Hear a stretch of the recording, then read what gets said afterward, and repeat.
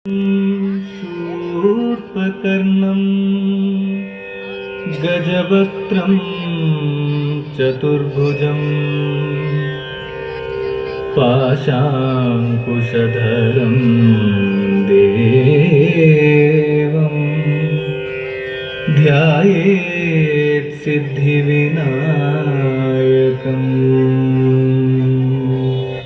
ಜಗದ ಕಲ್ಯಾಣಕ್ಕಾಗಿ ಕಠೋರ ಕನ್ಯತ್ವ ಪರಿಪಾಲಿಸಿಕೊಂಡು ಗುಹೆಯೊಂದರಲ್ಲಿ ಯೋಗ ಧ್ಯಾನ ನಿರತಳಾಗಿದ್ದಾಳೆ ಆದಿಕುಮಾರಿ ಶ್ರೀ ಮಾತೆ ವೈಷ್ಣೋದೇವಿ.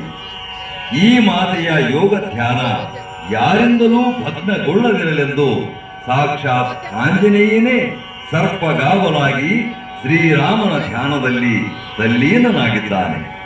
ಶ್ರೀರಾಮ ಶ್ರೀರಾಮ ಶ್ರೀರಾಮ. ಓಂ ಹ್ರೀಂ ಕ್ಲೀಂ ಬ್ರಹ್ಮದೇವಾಯ ನಮಃ. ಜೈ ಶ್ರೀರಾಮ. ಅಲಕ್ ನಿರಂಜನ್. ನಿಲ್ಲು ಭೈರವನಾಥ, ಗುಹೆಯ ಪ್ರವೇಶ ನಿನಗೆ ನಿಷಿದ್ಧ. ಆಂಜನೇಯ, ನನ್ನ ದಾರಿಗೆ ಅಡ್ಡ ಬರುವ ಸಾಹಸ ಮಾಡಬೇಡ. ಏ ಮೂರ್ಖ ಭೈರವ, ಮಾತೆ ವೈಷ್ಣೋ ದೇವಿಯನ್ನು ಸಾಮಾನ್ಯ ಕನ್ಯೆ ಎಂದು ಭಾವಿಸಬೇಡ. ಮಹಾಶಕ್ತಿ ಪ್ರತಿರೂಪ ಆದಿಕುಮಾರಿ ಅವಳು.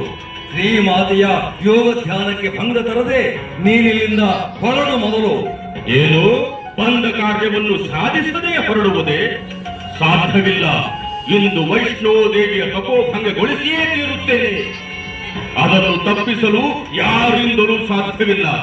ನನ್ನ ದಾರಿಗೆ ಅಡ್ಡವಾಗದೆ ಸರಿ ಹಿಂದಕ್ಕೆ, ಇಲ್ಲವಾದರೆ ವಿಪರೀತ ಪರಿಣಾಮವನ್ನು ಎದುರಿಸಬೇಕಾಗುತ್ತದೆ. ಜೈ ಶ್ರೀರಾಮ. ಎಲ್ಲವೋ ಭೈರವ, ನಿನ್ನ ಮೊಂಡುತನದ ಉದ್ಧಟತನ ಮಿತಿ